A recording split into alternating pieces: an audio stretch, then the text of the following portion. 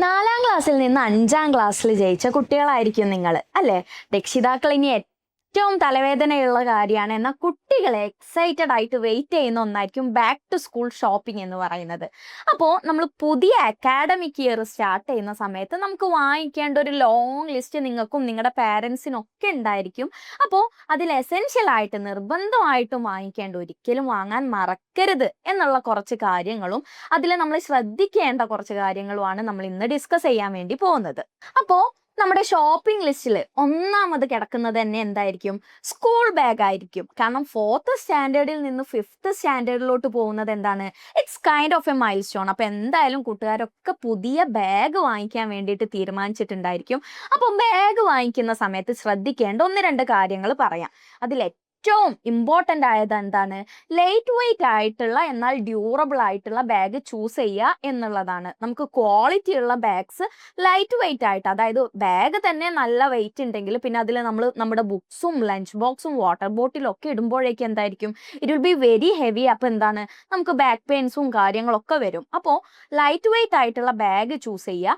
അതുപോലെ തന്നെ സ്ട്രാപ്പിൽ, നമ്മുടെ ഷോൾഡർ സ്ട്രാപ്പിൽ പാഡിങ് ഉള്ള ബാഗ് ചൂസ് ചെയ്യാൻ വേണ്ടിയിട്ട് ശ്രദ്ധിക്കണം. പ്ലസ് നിങ്ങൾക്ക് വേണ്ടത്ര അറകളുള്ള ബാഗ്സ് ചൂസ് ചെയ്യുക. വാട്ടർ ബോട്ടിൽ ഇടാനുള്ള പോക്കറ്റ് ഉണ്ടോ എന്ന് നോക്കാം. അതുപോലെ തന്നെ ഇമ്പോർട്ടൻ്റ് ആയിട്ട് സ്ട്രോങ് സിപ്പുള്ള ബാഗാണോ എന്ന് കൂടെ വേണം നോക്കാൻ. ക്വാളിറ്റിയും യൂട്ടിലിറ്റിയും പോലെ തന്നെ ശ്രദ്ധിക്കേണ്ട ഒരു കാര്യം കൂടി പറയാം. Don't buy a bag bigger than yourself. നിങ്ങൾ ധരിക്കുന്ന സമയത്ത് നിങ്ങൾക്ക് സ്യൂട്ടബിൾ ആവുന്ന രീതിയിലുള്ള ബാഗ് വേണം നമ്മൾ ചൂസ് ചെയ്യാൻ വേണ്ടിയിട്ട്.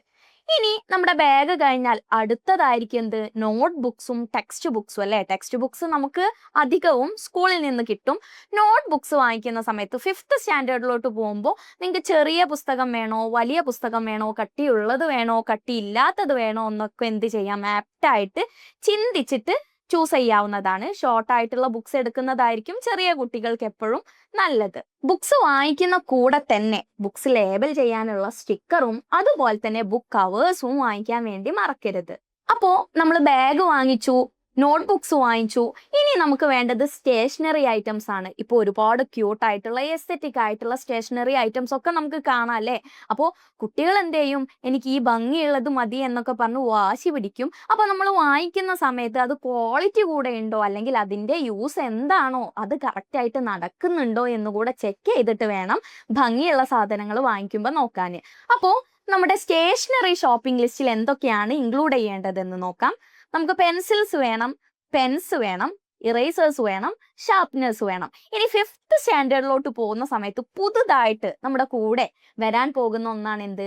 ജോമെട്രി ബോക്സ് എന്ന് പറയുന്നത്. അപ്പോൾ അതും വാങ്ങിക്കാൻ മറക്കരുത്.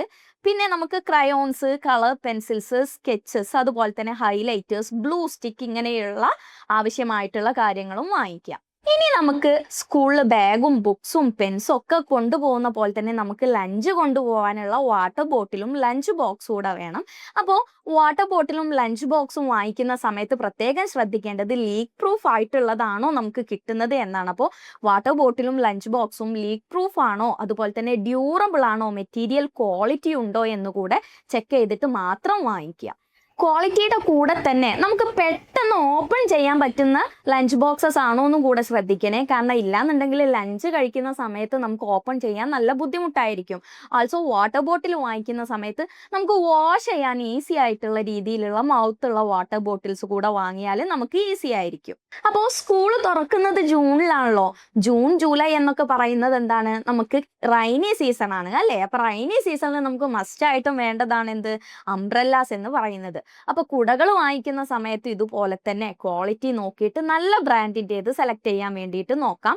അതുപോലെ തന്നെ സൈസിലും മോഡൽസിലും ഒക്കെ ഡിഫറെൻറ്റ് ഓപ്ഷൻസ് ഇപ്പോൾ ഉണ്ട്. അപ്പോൾ നിങ്ങൾക്ക് ആപ്റ്റ് ആയിട്ടുള്ളത് നിങ്ങൾക്ക് വാങ്ങിക്കാം. ഇനി അംബ്രല്ലാസ് എടുക്കാൻ മടിയുള്ള കുട്ടികൾക്ക് ഇപ്പോൾ നല്ലൊരു ബ്ലെസ്സിങ് ആയിട്ടുള്ളതാണ് റെയിൻ കോട്ട്സ് എന്ന് പറയുന്നത്. അപ്പോൾ കുട്ടികൾക്ക് പറ്റുന്ന രീതിയിലുള്ള നല്ല റെയിൻ കോട്ട്സും അവൈലബിൾ ആണ്. അപ്പോൾ അംബ്രല്ലാസ് വേണ്ടാത്തവർക്ക് റെയിൻ കോട്ട്സ് ചൂസ് ചെയ്യാവുന്നതാണ്.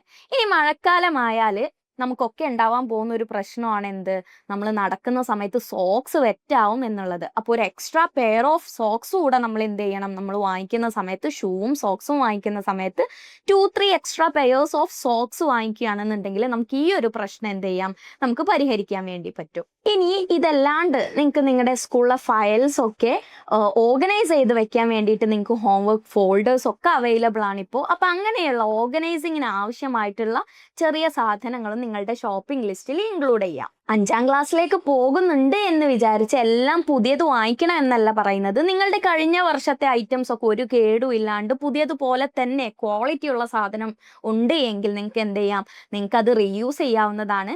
ബേസിക്കലി പറഞ്ഞത് എന്താന്ന് വെച്ചാൽ ഒരുപാട് ഐറ്റത്തിനേക്കാൾ കൂടുതൽ അല്ലെങ്കിൽ ഫാൻസി ഐറ്റത്തിനേക്കാൾ കൂടുതൽ എപ്പോഴും എന്താണ്, ക്വാളിറ്റി ഉള്ള ഐറ്റംസ് ആയിരിക്കും നമുക്ക് കൂടുതൽ കാലം ഡ്യൂറബിൾ ആയിട്ട് നിൽക്കുന്നതും അല്ലെങ്കിൽ നമുക്ക് നന്നായിട്ട് യൂസ് ചെയ്യാൻ പറ്റുന്നതും.